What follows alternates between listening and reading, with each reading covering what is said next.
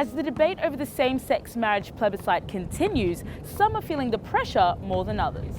For those who are gay and Christian, these are difficult times, as many in the church oppose the marriage equality movement.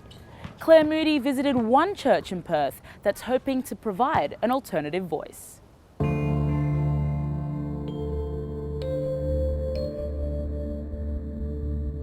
It's Sunday at St Andrew's Anglican Church, and these Christians have more than their faith in common. Holy God, holy and strong, holy and immortal. This is a service that welcomes diversity.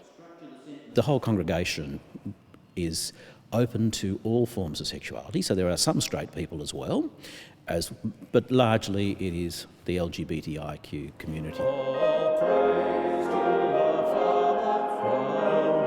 It's the only congregation of its kind in WA, set up 20 years ago in the midst of the AIDS crisis. It's still seen as a safe haven. The plebiscite debate isn't making it any easier to be gay and Christian. I think it's incredibly difficult because it's almost like you're in the two opposing camps.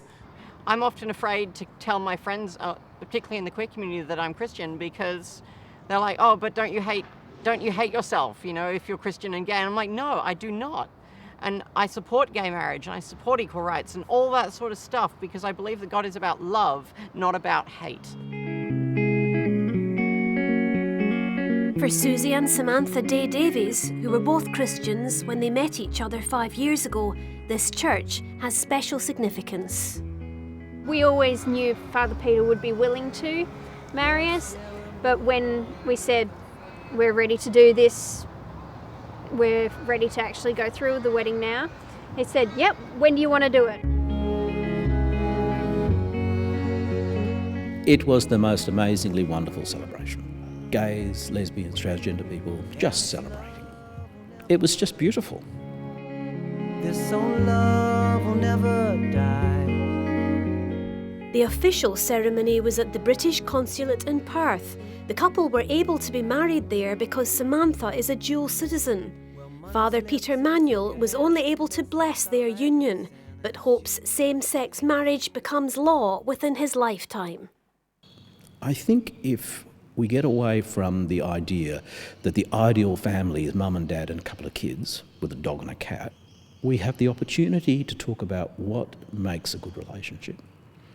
And the church has the opportunity to learn something more. You don't knock, you just walk on in. The door to heaven's swing. There's love. Peter Manuel's not a lone voice in the Anglican Church, but many clergy disagree. The largest Anglican diocese in Sydney is part of a coalition that will run the No campaign if there's a plebiscite. Taking gender out of marriage and therefore gender out of parenting, it causes other things to come into focus, such as the so-called Safe Schools program, where it teaches children genderless sex education. Lyle Shelton of the Canberra-based Australian Christian Lobby is a vocal critic on same-sex marriage. We're not a peak body for the denominations, but we do have terrific relationships with the leaders of the leading Christian denominations in this country, and they are very supportive of wanting to preserve the definition of marriage and have been very active in this campaign. It really is something that has united the church across this country. But Father Peter Manuel says the ACL doesn't represent all Christians. They have a view of Christianity I don't agree with. I think they are promoting a view of Christian faith that is diametrically opposite to what I believe Christian faith is. I think they have, for me, an unnuanced view of the Bible.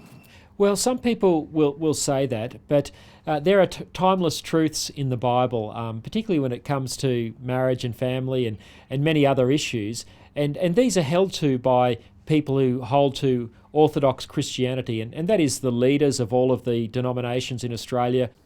Lamentations is all about the experience of being in pain, and it just doesn't go away from it. Peter Manuel's father was also the priest at St Andrew's. He says it's taken him many years to arrive at his current position on same-sex marriage. When I was a teenager, my sister brought home to our conservative immigrant family a man 13 years older who had been married before and had children, a son, and who was a transvestite. And my conservative Indian and Armenian parents actually, and our whole family, just expanded to bring him into our family. So I grew up not seeing sexuality and sexual expression, or gender expression, as being constituent of a person's worth. Although married at the British consulate, Susie and Samantha's marriage isn't recognised on Australian soil. The interesting thing is we can't actually legally get divorced. Yeah, that is going to be a problem. I hope not. Well, I hope not either. They hope the plebiscite idea will be shelved in favour of a parliamentary vote. Yes, we are mature enough to have a conversation, but I just think it's ridiculous. You get straight couples who get married, they don't have to ask the whole country if they can get married, so why should we? So the Parliament has said no to this over and over again, and it keeps coming back all the time. And I think it's only fair now that it does go to the Australian people.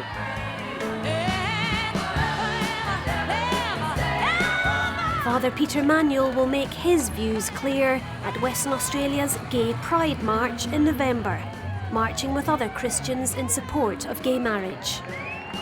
We want to say to all of you, we support you and we think God does too.